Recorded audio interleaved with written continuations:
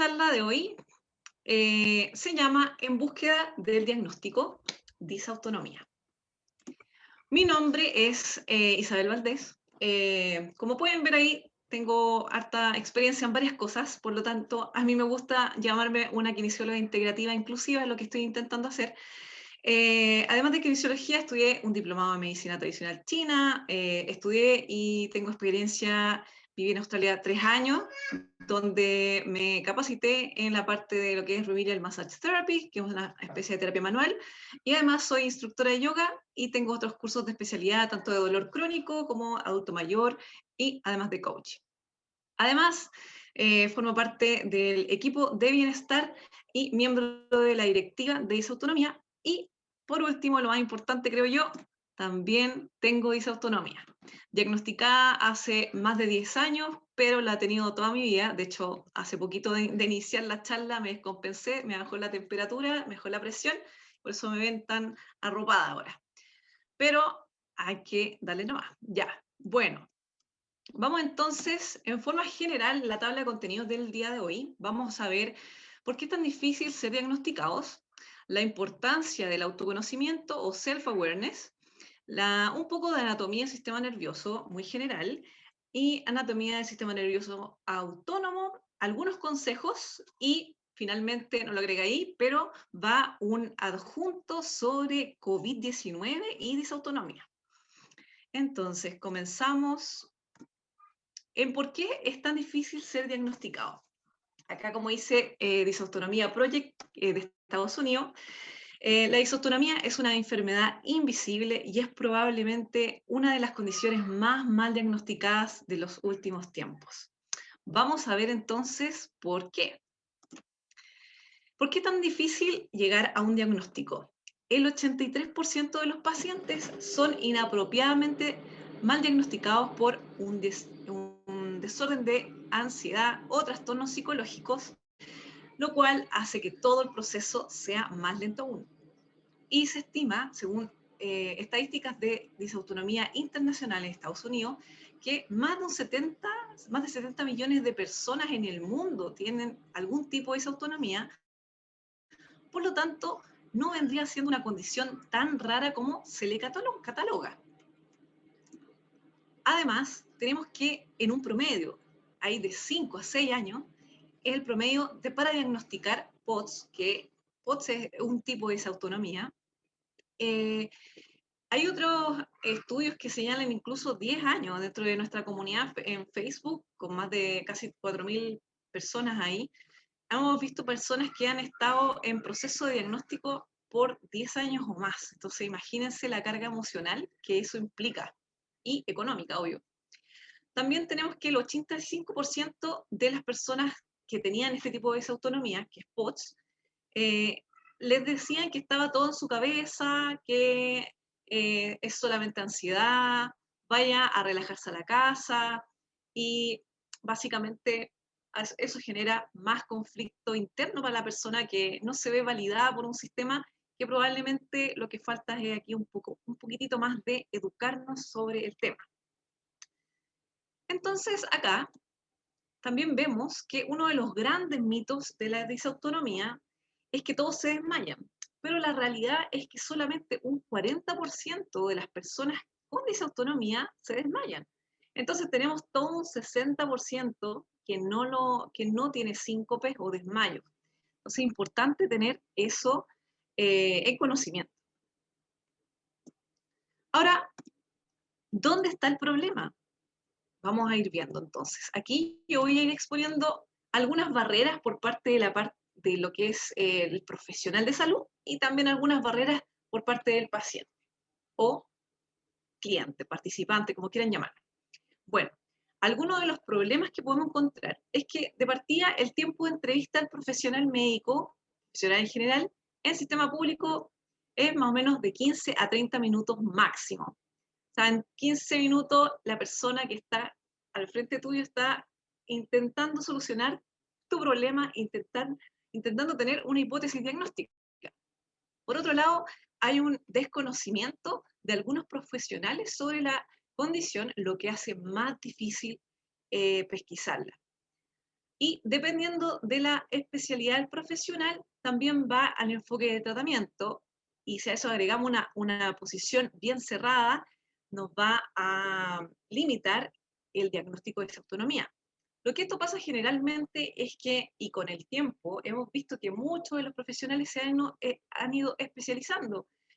Por ejemplo, tenemos gastroenterólogo, no sé, neurólogo, etc. Entonces, si tenemos un profesional que está full enfocado en su área específica y aparte cerradamente, va a ser muy difícil que podamos ampliar la visión y ver un poquito más allá de lo que está dentro de su expertise. Entonces, también tenemos que hay un desconocimiento sobre el tema, lo que hace que hayan prescripciones erróneas, ¿ya? Y también encontramos que tratar la condición como una receta tipo en disautonomía es totalmente no indicado en el fondo, ya que vamos a comprender más adelante que tiene muchas ramas. Y muy pocos doctores aprenden sobre disautonomía propiamente tal en carreras médicas según estadísticas estadounidenses. Veamos, en estadísticas chilenas no hay mucho research, no hay mucha búsqueda, entonces si de partida allá hay poco conocimiento, esperemos que acá en Chile no sea menor, pero no tenemos estadística. Bueno, eso es por parte del profesional de salud, ¿ya? Ahora vamos a ver qué pasa por parte del paciente que llega. Al momento de presentarse a la entrevista, puede gatillar síntomas que pueden guiar a un mal diagnóstico o hipótesis clínica. También hay una sensación de miedo, de vulnerabilidad, sobre todo a las personas que se desmayan, dijimos que era un 40%, pero aquellos que se desmayan es un poco más fuerte porque tú te ves totalmente vulnerable en el suelo, perdiendo a veces la conciencia y dependiendo de gente, y no sabes qué está pasando con tu cuerpo. Entonces, todo esto gatilla un estado de alarma y claramente vulnerabilidad. Y por otro lado, hay un desconocimiento de funciones generales del sistema, pero la verdad nadie tendría por qué saberlo, nadie tendría por qué saber del sistema nervioso autónomo. Así que bueno, esta es una charla donde vamos a ayudarte a conocer un poco más de esto. Acá les voy a presentar el típico caso y le vamos a llamar a ella Ana, ¿ya? Ana está un poco preocupada porque ha tenido unos desmayos, está medio complicada, y Ana llega a su hora médica, llega 10 minutos atrasada. De partida, eso ya le genera estrés. Llega 10 minutos atrasada, tiene que hacer todo rápido, ya. Entonces, llega atrasada y eso hace que esté consciente del tiempo. Ya llegué atrasada, quizás voy a tener menos tiempo para ser atendida, ya. Por otro lado, tenemos a un profesional de salud que también sabe que tiene 15 a 20 minutos máximo para resolver los problemas de Ana. Ana llega atrasada y con todo esto de preocupación, esto hace que aumente la adrenalina. Esto hace también que la frecuencia cardíaca aumente, la frecuencia respiratoria puede aumentar también en Ana. Y también va a llegar con un poco alterada hacia el profesional de salud, que no sabe, en este caso, no va a saber de disautonomía, y le dice que tiene palpitaciones, que de repente suda mucho, y tiene todo esto antecedente el doctor. Además, dice el doctor, Ana también está en edad fértil. Tengo poco tiempo, todos los antecedentes. Yo creo que Ana podría tener un trastorno de la ansiedad. Entonces yo creo que voy a derivar a un psiquiatra, un psicólogo, para que Ana sea atendida y quizás algún medicamento y listo. Ana queda ahí. Quiero que recuerden este caso de Ana, ¿ya? Porque lo vamos a ir a tocar más adelante. Que esto básicamente es el típico caso de la persona con disautonomía que va por primera vez a preguntar. Entonces, si tú estás en un momento en que no sabes si tienes o no, este es un buen ejemplo para ir aprendiendo. Entonces, ahora vamos a ir viendo la importancia del autoconocimiento o self-awareness. Y vamos a ir determinando por qué es tan importante conocernos nuestro cuerpo. Ahora, por un lado, tenemos que, primero, nos va a ayudar a localizar otras áreas que pueden estar presentando síntomas. Y después, el tener más información nosotros como paciente, va a hacer que el profesional de salud pueda guiar de mejor forma las evaluaciones y test diagnósticos a realizar. Recordemos que el tiempo de espera aproximado entre 5 a 6 años para ser diagnosticado correctamente. Entonces, seguimos con por qué es tan importante conocer nuestro cuerpo. El tener una mejor pesquisa, una mejor guía de dónde realizar los test, vamos a tener un menor tiempo de encontrar el diagnóstico. Por ende, vamos a tener mayor cantidad de personas diagnosticadas. Esto va a repercutir en las estadísticas de salud de nuestro país. También va a repercutir sí o sí en la oferta de demanda de qué? Generalmente las condiciones, enfermedades raras, poco comunes o huérfanas, tienden a tener fármacos que tienen muy largo, o sea, muy grande el costo, y lo mismo también tenemos pocos profesionales capacitados, entonces más personas que tienen la condición, probablemente haya más farmacéuticas que se vean interesadas en traer medicamentos, costos disminuyen, más profesionales se capacitan, más profesionales adaptados, costos disminuyen para las personas que están en que quieran ser tratados en el fondo por disautonomía, en este caso. Y esto también va a influir en políticas de salud, ¿para qué? Para beneficiar en ya sea incorporar, ya sea cualquier patología que seas la que estás buscando, para incorporar en el sistema de salud y de nuevo que repercutir en mejores planes de salud para ti y mayor acceso, mayor inclusión y mayor estado de conciencia general. Tenemos un millón de factores que, aunque no lo crean, algo tan pequeño puede influir y repercutir a nivel nacional, sea cual sea el país donde tú estás actualmente viendo estas charlas. Entonces sí tiene importancia el tener conciencia de nuestro propio cuerpo, pero lo más importante eres tú.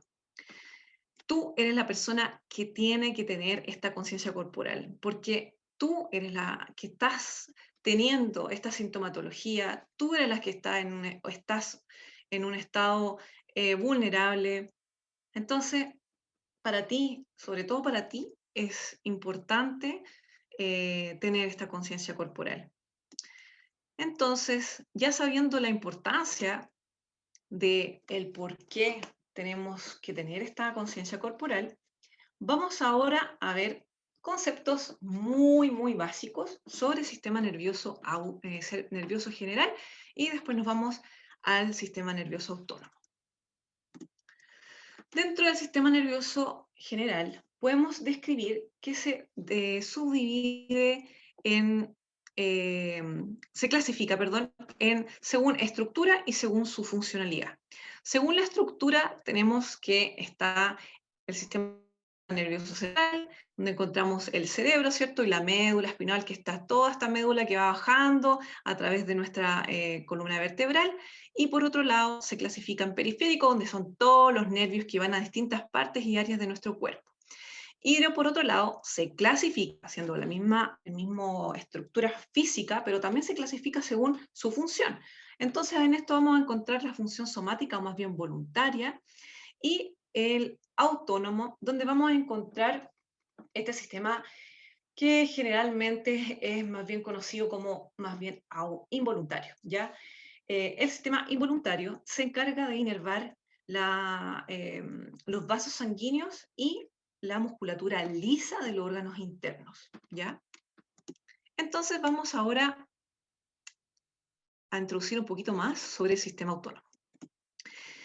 Algunas funciones muy generales del sistema autónomo, vamos a encontrar que está encargado de controlar la función arterial, presión arterial, la frecuencia cardíaca, la frecuencia respiratoria, la temperatura, la digestión, la producción de líquidos corporales y todo lo que es el sistema urogenital y también reproductivo. Entonces, este es un sistema bastante amplio en todo el cuerpo, ¿ya? Y en formas generales, vamos acá a describir, de nuevo, esto en términos muy generales, porque cuando vamos a profundizar un poco más, después nos damos cuenta que esta clasificación se nos hace un poco corta, ¿ya? Dentro de la clasificación de este sistema nervioso autónomo, que está un poco está distribuido por todo nuestro cuerpo, vamos a subdividirlo en el sistema nervioso simpático y por otro el parasimpático. ¿Ok? El simpático, este es el clásico ejemplo que todos ponen, que es, ya, ¿qué pasa si viene un león y tú estás ahí y lo tienen enfrente? ¿Qué va a pasar? Ya, el sistema simpático se va a gatillar la respuesta de fight flight, que es como pelear o correr, y haciendo y gatillando una serie de respuestas rápidas para que tú logres actuar frente a alguna amenaza. Por otro lado, el sistema parasimpático, por otro lado, lo que hace es descansar, relajar, digerir, muy tranqui, ¿ya? Esos son dos extremos y las dos caras de la moneda, de nuevo, en una clasificación muy básica de lo que es, para que tengan un concepto más bien general, ¿ya? Entonces, ahora vamos a ir viendo un poquito lo que hace cada sistema. Como ustedes pueden ver en este diagrama, este sistema, como habíamos dicho, se procura de inervar tanto los vasos sanguíneos y la musculatura lisa de algunos órganos, o sea, en realidad de los órganos, y algunas glándulas, ¿ya? Dentro de eso tiene glándulas salivales, por ejemplo, las glándulas lagrimal, y los órganos tenemos todos los que ustedes ven ahí, pulmón, corazón, hígado, etc. Entonces, este sistema, cuando está en equilibrio, actúa como un equipo. Cuando está todo bien, actúa y se regula como un equipo. ¿Qué pasa en el caso de las disautonomías? Este equipo, balance, este equilibrio se ve un poco afectado y por eso están las disautonomías, que básicamente es una alteración, una condición de alteración de este sistema que estamos viendo acá. Entonces, para hacer esto más práctico y no ir viendo, ya, por ejemplo, el sistema parasimpático inhibe esto y el parasimpático estimula. Para no ir desglosándolo así, para que quede un poco de forma más práctica, en qué es lo que podría encontrar usted como sintomatología, vamos a ir viendo al lado, en forma muy general, descripciones por segmento. En el primer segmento vamos a dividirlo en lo que es cabeza, segundo segmento tórax, y después sería la zona abdominal o urogenital.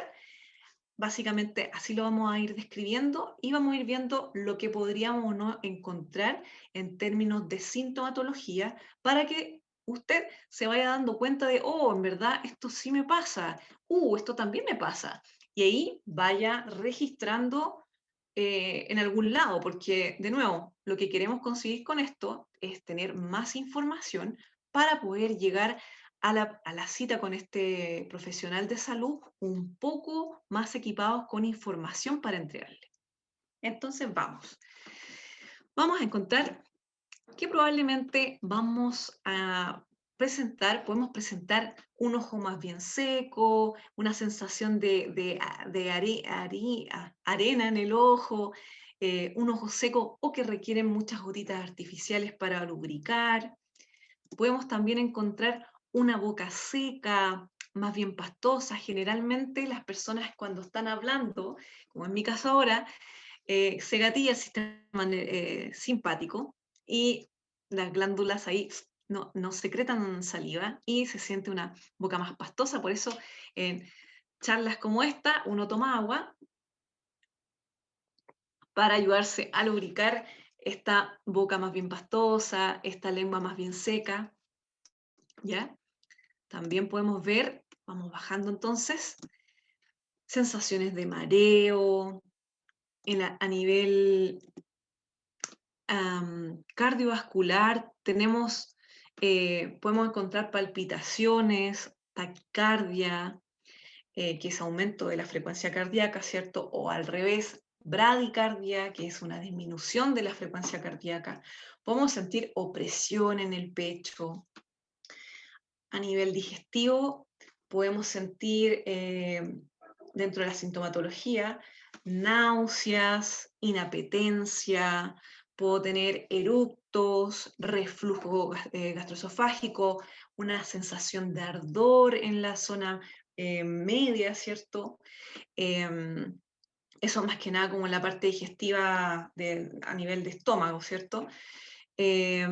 También podemos, bajando un poco, podemos encontrar constipación o diarrea, podemos encontrar quizás a una persona con alteraciones en la absorción de los nutrientes, entonces también puede haber alguien que esté muy baja de peso y no sabe por qué, siempre ha sido delgada.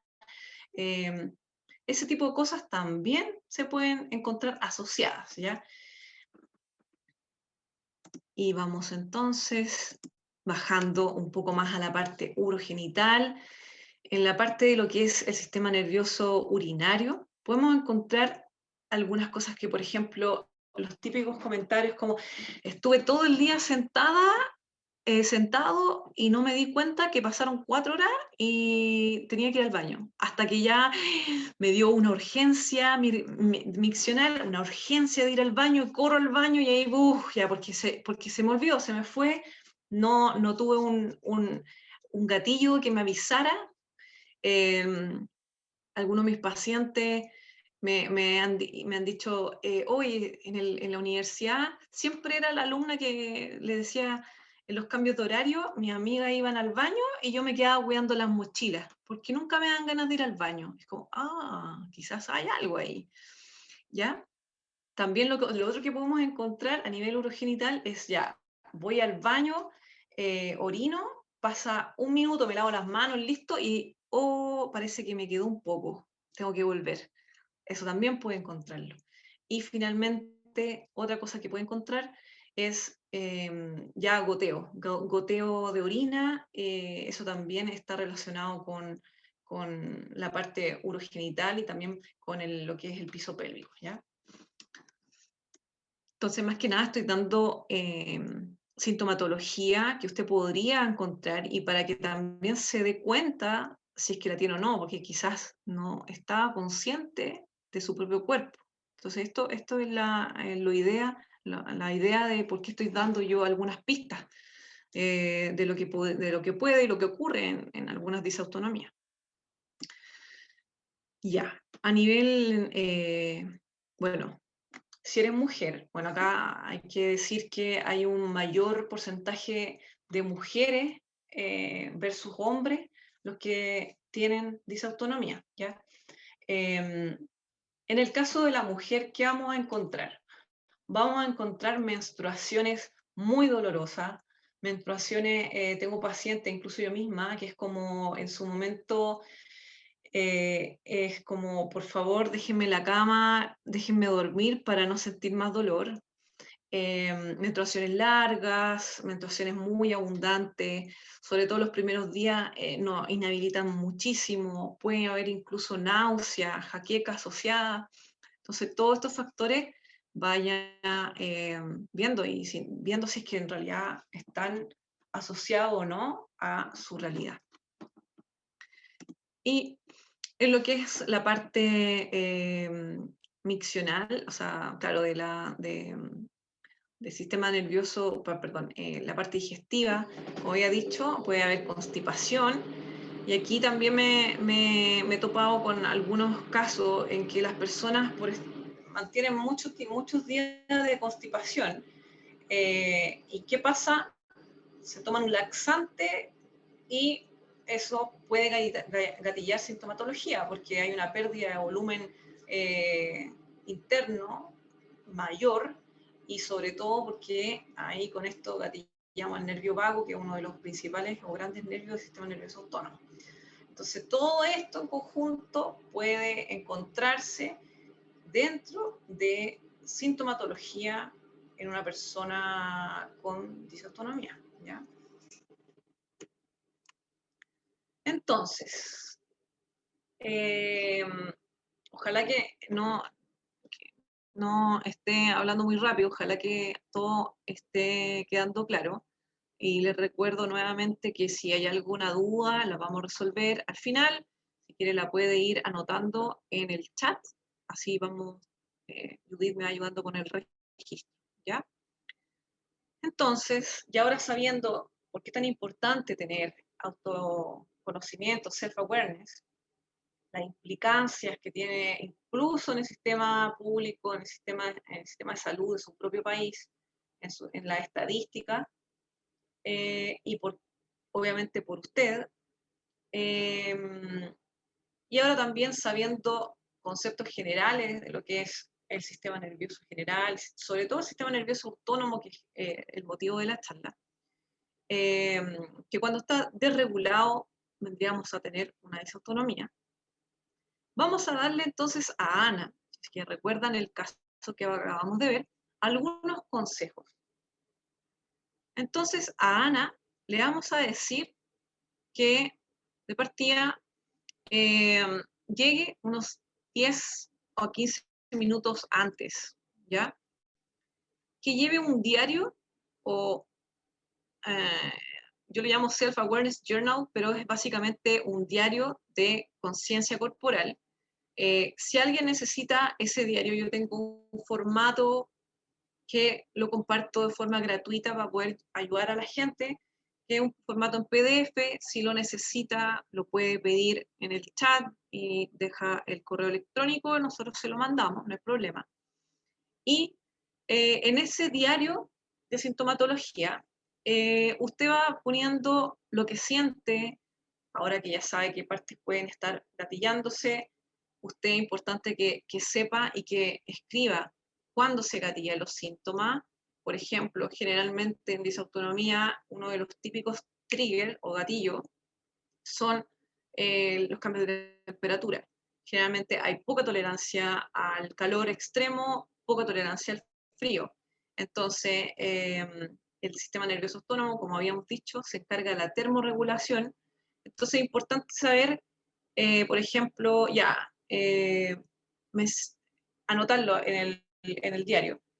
Yo me sentí mal cuando si estaba en Chile, estaba en el transporte público y hacía mucho calor y estaba con la mascarilla, por ejemplo. Ah, ya, lo noto. O cuando hacía mucho frío, me dieron náusea. Personalmente, a mí el frío no me cae bien. A mí me dan incluso náuseas, me dan ganas de vomitar cuando es mucho frío, entonces tengo que abrigarme. Entonces, así usted va anotando, lleva su diario de sintomatología, de cuándo me ocurre, y va usted haciéndose una idea también, ¿ya? Entonces, le vamos a decir que lleve este diario, estas notas. También le vamos a decir que llegue temprano, entonces, a la consulta médica.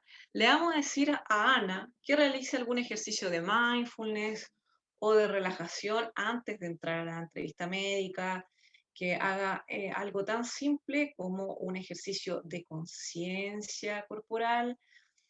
Por ejemplo, ahora mismo, yo como instructora de yoga, vamos a hacer un ejercicio de 1 minuto y te voy a pedir que te sientes derecho o si estás acostado, recuéstate, cierra los ojos si quieres o manténlos semiabiertos.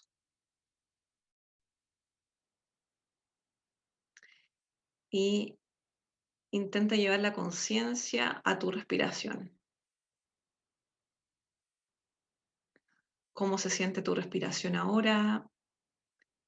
Si es superficial o profunda.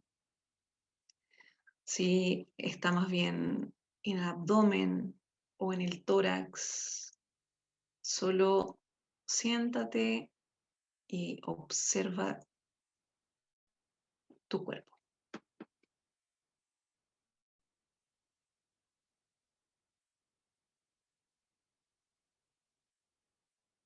Sigue respirando lentamente.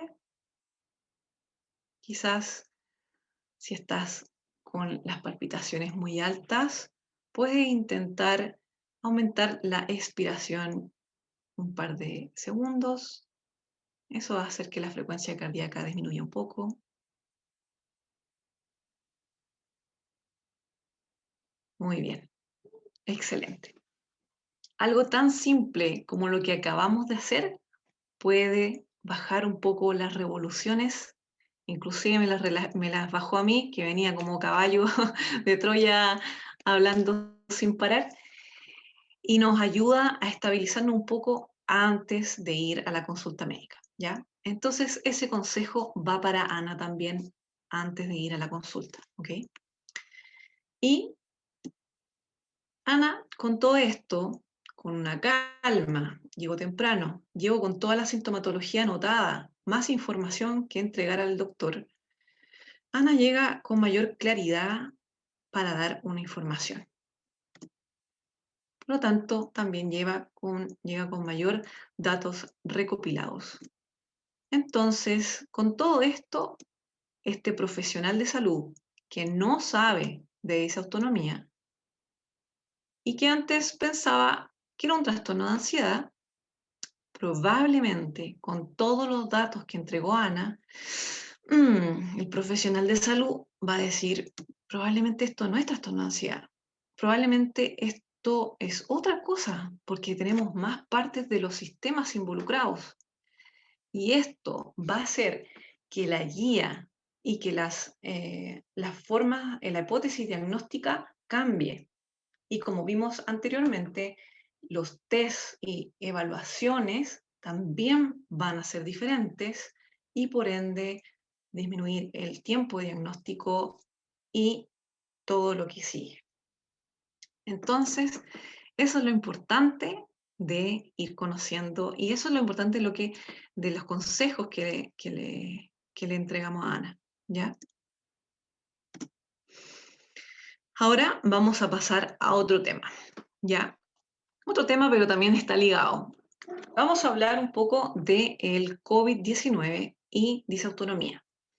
Esto vamos a hablar a grosso modo porque más adelante yo voy a hacer una charla mucho más en profundidad sobre lo que es la relación entre COVID-19 y disautonomía, teniendo en consideración que en motivos de pandemia tenemos poco research, poca medicina basada en evidencia, pero aún así se puede encontrar como para que todos los profesionales de salud vayan interiorizándose.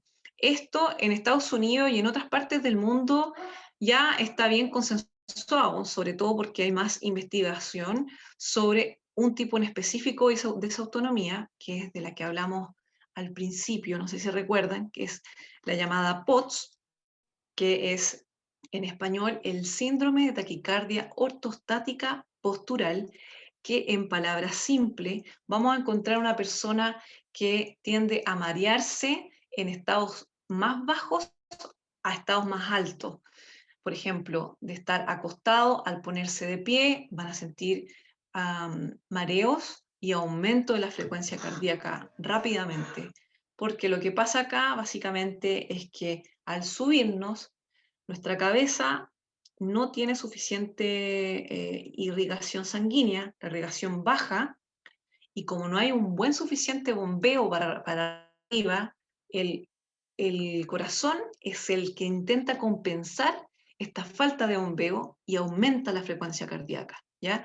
Eso es básicamente provocando una taquicardia. Eso es lo que generalmente se conoce por POTS, ¿ya? Que es un tipo de intolerancia ortostática, de esta dificultad o variaciones de presiones al ponernos o al cambiar de posiciones bruscamente, ¿ok? Entonces acá Eso era para contextualizar un poco. Bueno, y cabe destacar que el POTS tiene distintos orígenes, pero uno de los que está vinculado es con disautonomía, que es lo que nos compete en esta charla. Muchas de las personas que han desarrollado COVID y han sido así como han salido de todo el proceso de COVID, han postulado acá en este American College of Cardiology, dice que es POTS, es una secuela del COVID, y aquí hablan que el POTS, este tipo de desautonomía, puede ser gatillado por un cuadro postviral, en este caso el COVID, ¿ya? Acá tenemos un estudio en Suecia que básicamente acá son 3 casos, reportes de casos. En la figura, en el diagrama derecho, van a encontrar el caso de un chico de 37 años que post-COVID desarrolló todo este tipo de sintomatología. Ay, perdón. Aquí encontramos esta sensación de mareo, vértigo, sensación de que puedo o no, la segunda barrita, desmayarme, palpitaciones o pulso irregular, disnea o dificultad respiratoria, náuseas, fatiga, dificultad para concentrarse, que son las típicas 7 síntomas o sintomatología más comunes en disautonomía. Tenemos acá, las más comunes son fatiga, náuseas, algún trastorno gástrico, tenemos también palpitaciones o taquicardia, tenemos mareos, algunos desmayos, y tenemos también esta intolerancia o dificultad de permanecer de pie. Entonces, en este caso, este chico señala alguna sintomatología, y bueno, sin entrar en tanto detalle, porque el POTS, que es lo que acabo de mencionarle, tiene un criterio diagnóstico específico. Es por eso que la mayoría de los estudios señalarían que el POTS estaría siendo una de las secuelas del COVID, ¿ya? Y que es importante tratarlo, ¿ya? Entonces, bueno, acá tenemos otro John Hopkins Medicine, que también acá habla de este trastorno de POTS, si es que hay un link o no. Entonces aquí habla a la derecha, se lo resumo en español, que también eh, señala que este POTS, este síndrome de taquicardia ortostática postural, puede estar siendo una secuela de lo que es el COVID-19. ¿Ya? Aquí otro estudio, de nuevo son estudios recientes porque son pocos, pero lo hay. Entonces los llamo si hay algún profesional de salud acá, por favor, infórmense. Y es muy importante si es que encuentran a patología asociada a disautonomía, estos 7 signos y síntomas más comunes, que los voy a reforzar nuevamente al final de la charla para que quede un poco más claro, por favor, si los pueden hacer derivar a nuestra comunidad de autonomía Chile, nosotros podemos orientarlo, tenemos un listado de médicos que ha sido proporcionado por la misma comunidad que saben de disautonomía, y podemos hacer una derivación mejor y podemos ayudar de mejor forma y orientar de mejor forma a estas personas que estén realizando una disautonomía post-COVID. Aquí otros casos más que nada que han salido en los periódicos, tanto en Estados Unidos como en Inglaterra, de personas que han desarrollado este POTS o este tipo de disautonomía. Acá en Chile he visto solo un reportaje, no me acuerdo bien de qué diario es, de qué periódico, pero lo asociaban solamente con brain fog. Brain fog es como esta sensación de que o me quedo pegado o no me concentro bien o no recuerdo bien las cosas. pero esto es mucho más allá que brain fog. Entonces, es importante hacer un poco más de conciencia y expandir dentro de la sintomatología que usted ya sabe, por si hay alguien que tiene o que ha desarrollado esta condición post-COVID, ¿ok? Y que en Chile todavía esto no se habla, entonces es importante, por favor, que expandamos esta información. Aquí otra vez Harvard Medical School también habla sobre bueno, aquí ellos exponen como la tragedia o el COVID o sea, que se dilata, ¿cierto? Y aquí hay un journal que habla como los archivos de Physical Medicine and Rehabilitation, que es básicamente rehabilitación, y habla de la importancia de rehabilitación post-COVID. Y también habla aquí que no solamente la rehabilitación en mi área, que es kinesiología, sino también terapia ocupacional, psicólogos y neurólogos que también están, cardiólogos también, que están involucrados en el proceso de rehabilitación post-COVID, porque claramente está toda la alarma de lo que ocurre, de lo que pasa, de lo que genera tener COVID, pero hay que tener ojo ahí de las personas que están desarrollando esto y que no lo saben, porque puede empeorarse la sintomatología, ¿ya? Es muy fácil para el sistema nervioso autónomo, si no está regulado correctamente, desregularse. Es muy fácil. Entonces, es importante el proceso de rehabilitación, ¿ya? Y bueno, también acá dentro de las recomendaciones en Harvard está sobre todo la rehabilitación pulmonar, que lo hacen los kinesiólogos, cardiovascular, ya sea en las casas o en alguna institución, y rehabilitación dentro de todo lo que es las terapias de los profesionales de salud, no solamente kinesiología, hasta las enfermeras, terapia ocupacional, como había dicho, psicólogos, neurólogos, cardiólogos, etcétera, ¿ya?